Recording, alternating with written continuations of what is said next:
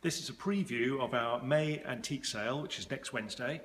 As usual, I've picked out a few things that I think are worth separating and having a look at, just slightly more interesting than usual.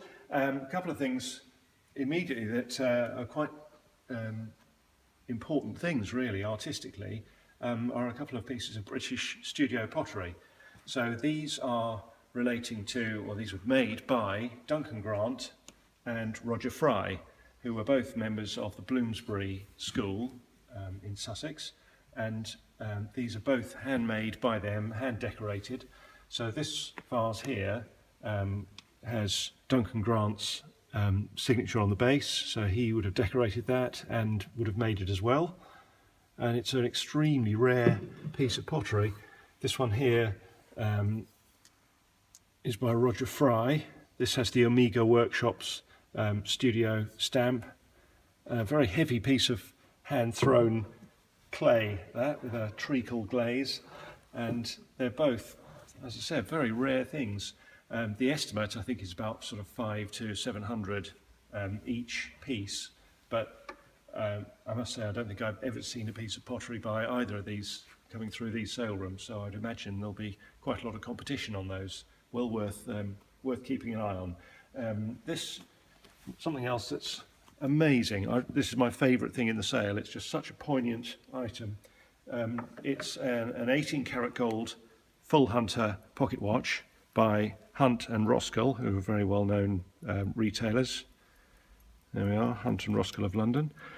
So solid gold case.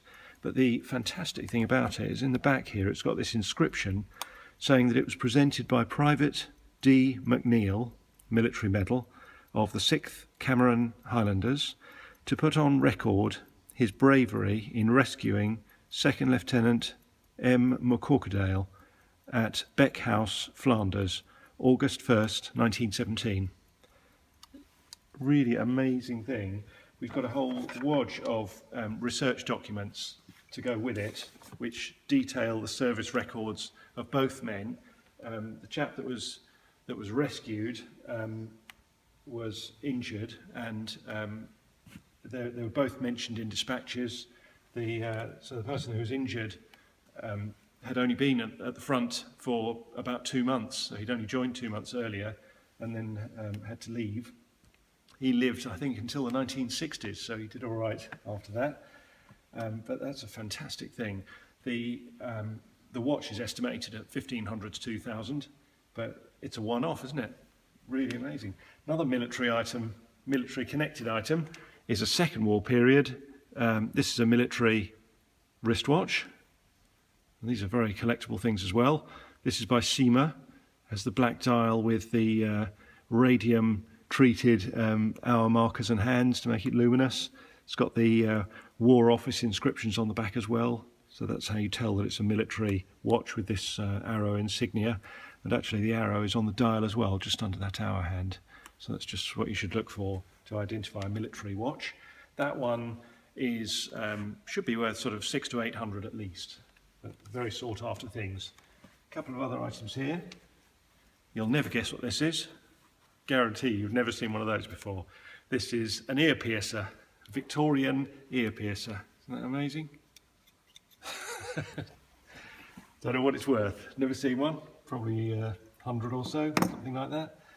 This is nice. I picked this out because I just thought it's really good quality. Little explorer's pocket barometer on that side, and a thermometer on that side, and a compass. Isn't that fantastic? So it'll be about 1880 in date and worth 100 to 150 pounds. I think that's a really nice thing to just keep in your drawers.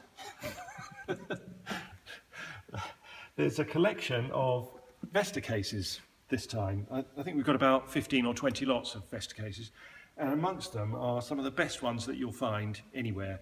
This is probably the best one that we have this time, which is by Samson Morden.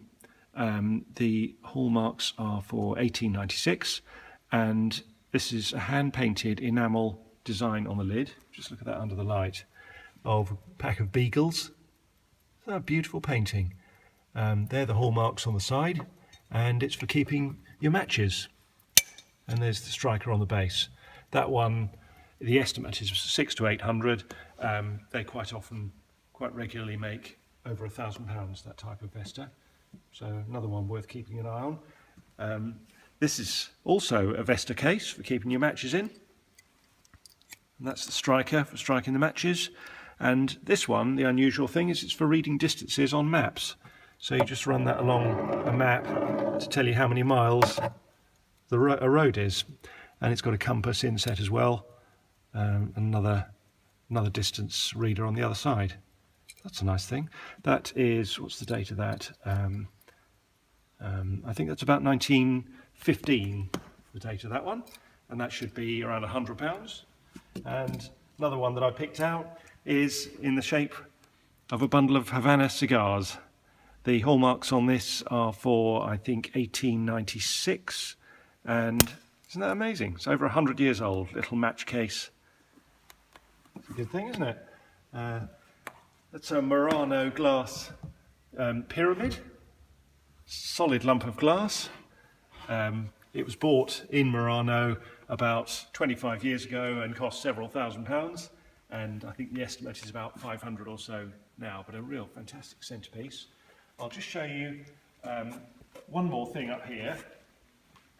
There's lots of things around, so well worth having a look through the website. But if you go that side, just something small that we picked up from a house the other day. So this only came in yesterday. So this is an amazing piece of Georgian furniture.